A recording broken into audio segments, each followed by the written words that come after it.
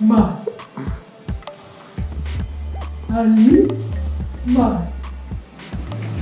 Pra lá, capitão, o oceano. Quê? Ah, sim, pra lá, capitão, sim, pra lá, capitão, a gente vai chegar lá no oceano, capitão. Eu sou Felipe, tenho 31 anos e moro aqui no sítio das Figueiras, em Porangaba, desde 2015, né? A gente frequenta o sítio de novo e há 2 anos eu moro aqui de forma fixa, nesse projeto que hoje a gente chama Núcleo de Intercâmbio, Permacultura e Artes. São 2 coisas, né? Uma coisa é a pergunta que você falou da infância, né? E a outra coisa é hoje em dia, né? Foi uma infância de brincadeira, assim. A gente brincou aqui, né? A gente morava na cidade, né? Na capital de São Paulo, onde nascemos, assim. A gente demorou para entrar na onda da cidade, né? A gente, que eu digo, eu e a minha irmã, que também é parte do projeto. E aí era aquela coisa de ver o que acontecia aqui, né? Tinha a horta, dava para ver o plantio das hortaliças. A gente teve uma proximidade grande aí com o trabalho em campo, né? Um passado de família também, avô que era da terra. A permacultura, ela acaba entrando de muitos jeitos na vida das pessoas, né? Ela está sendo muito difundida agora, né? Tá na moda aí, permacultura, né? Eu mudei. Eu fui aí na onda dos pernas de aço aí, e do ciclo florescer, né? Peguei a bicicleta, fui viajar. Então, foi introduzida a mim dessa forma. E foi muito super interessante, né?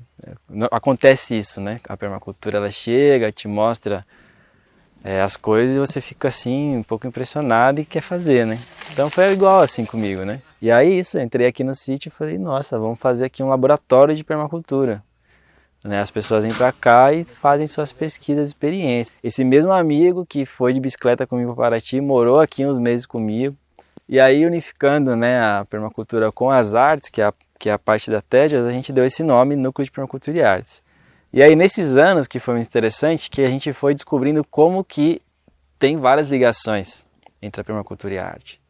Tem um mestre de capoeira que ele fala assim, o dia que alguém conseguir definir o que é capoeira, a capoeira deixa de ser capoeira, né? Sei lá.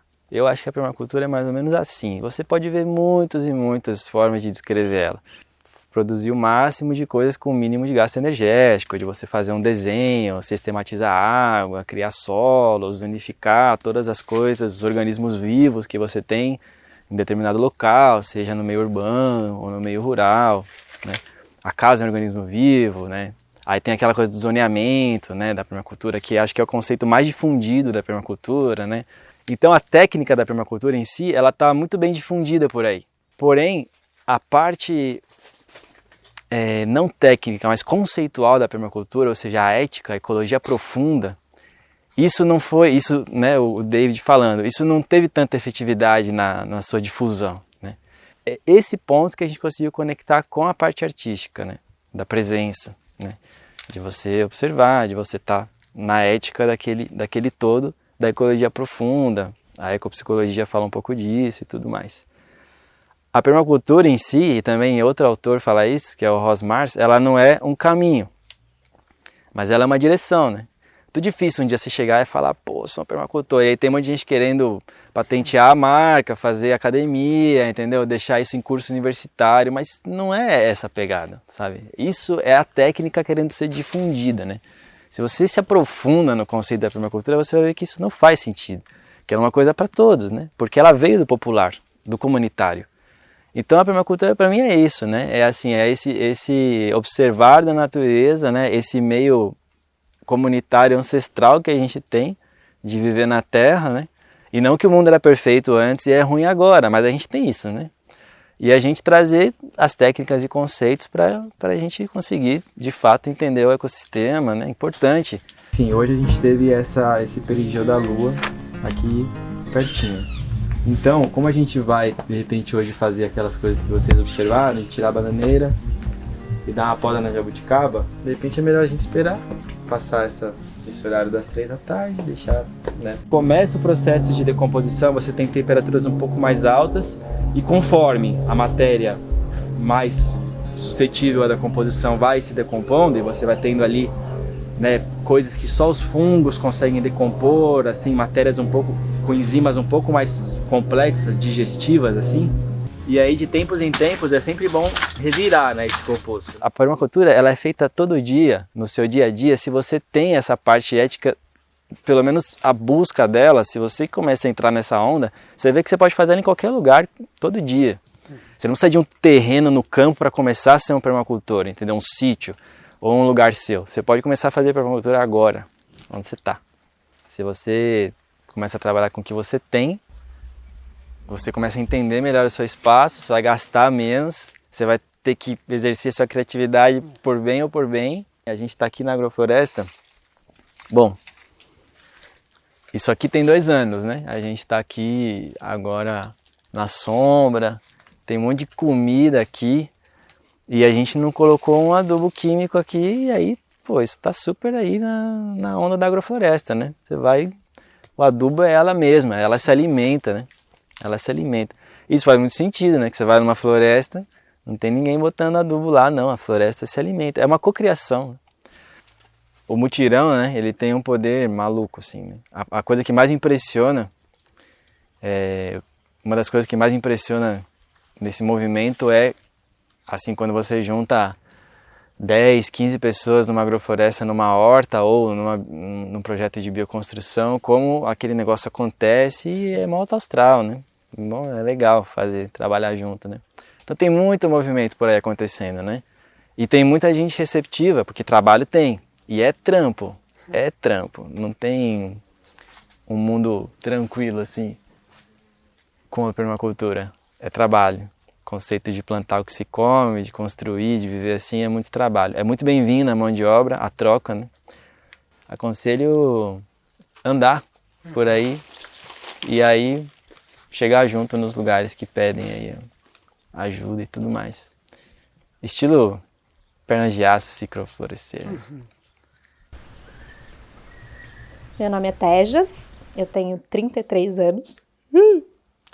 Eu sou atriz, palhaça e pesquisadora de artes cênicas e moro em São Paulo. Às vezes eu moro em Porangaba, no Sítio das Figueiras.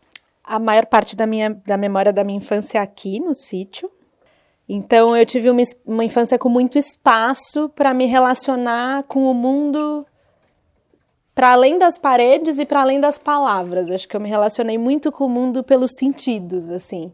Então aqui eu brincava na grama, a gente tinha pé no chão, eu me relacionava com os bichos, a gente tomava o leite. Eu não sei se isso me levou para o mundo das artes, mas acho que isso me levou para o mundo da sensibilidade, assim, me deixou próxima do sensível, dos sentidos. Eu pesquiso, no teatro, eu pesquiso as máscaras, principalmente. Então eu pesquiso muito uma máscara que chama máscara neutra, que é uma máscara pedagógica para preparação de atores e atrizes. Trabalho com a meia máscara expressiva, recentemente eu estou fazendo um trabalho nisso, né, nessa máscara. E pesquiso bastante a palhaçaria também, que é a máscara do nariz vermelho.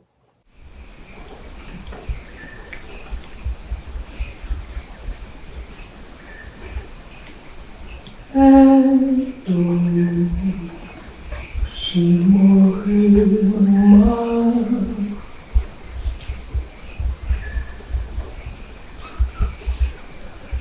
nas ondas verdes do mar,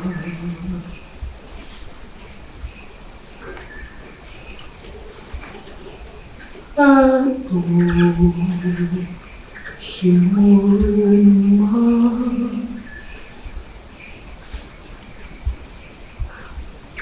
Nas ondas verdes do mar.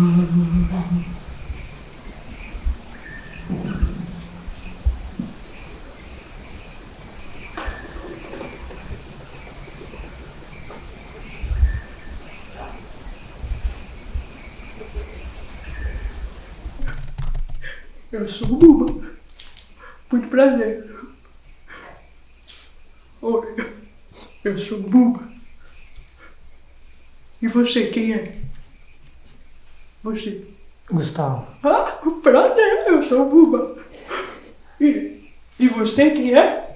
Ela é Clara. Ah, eu sou o Buba.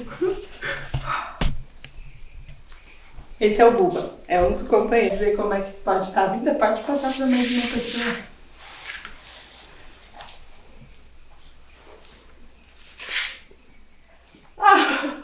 Às vezes ela fica assim.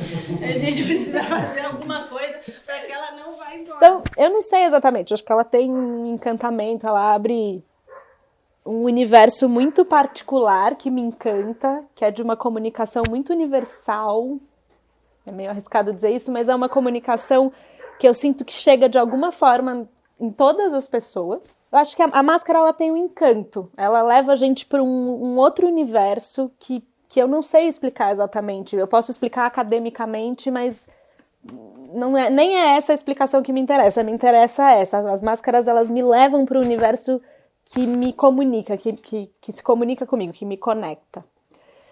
E eu acho que as máscaras, além de tudo, o que me interessa também como professora, as máscaras, elas revelam a gente enquanto seres humanos, assim, né? Então, quando um ator ou uma atriz coloca uma máscara, pra gente conseguir jogar e viver a máscara, a gente precisa deixar as outras máscaras, aquelas que cobrem a gente, de lado. Como um nariz vermelho provoca a queda de várias máscaras pra gente deixar aparecer aquilo que tá por trás delas.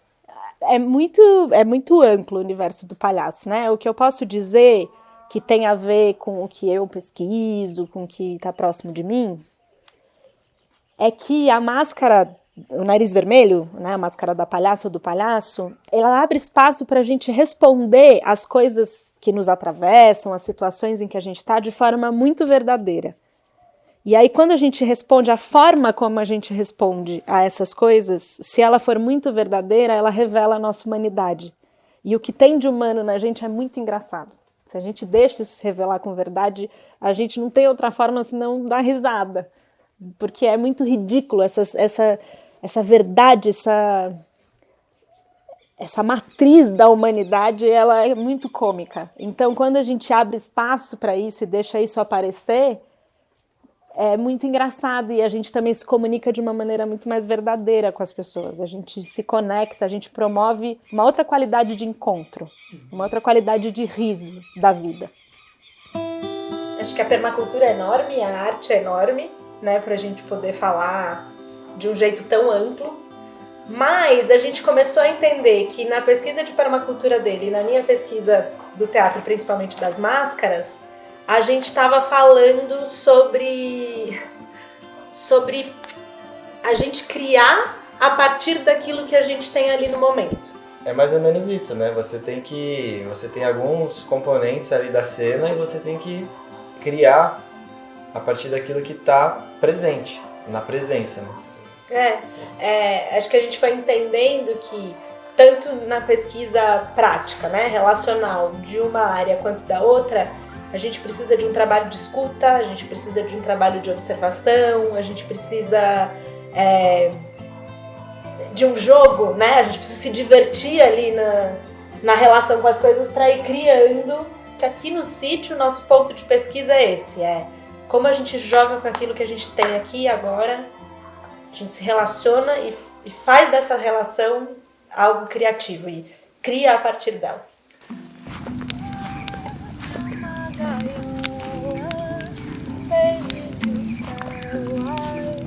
Pudesse olhar, eu vejo a sina de uma gaiola, desde que o céu pudesse olhar.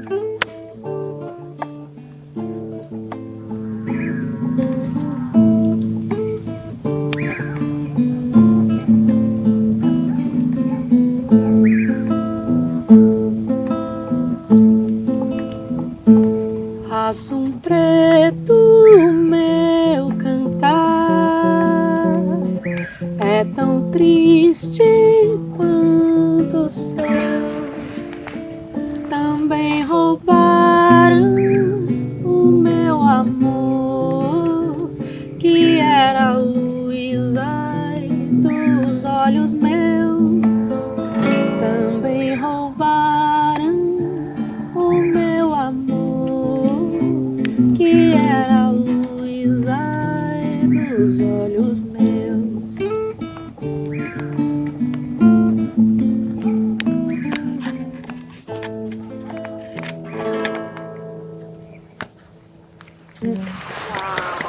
Ai, que delícia te ver cantar. Pode animar agora, tá, gente? Olê, olê, olê! Ciclo Viajando Sem Roteiro ou Data para Parar, estamos vivendo esse novo projeto, em busca de alternativas que entendam a Terra, o viver em comunidade e conhecer o próprio ser.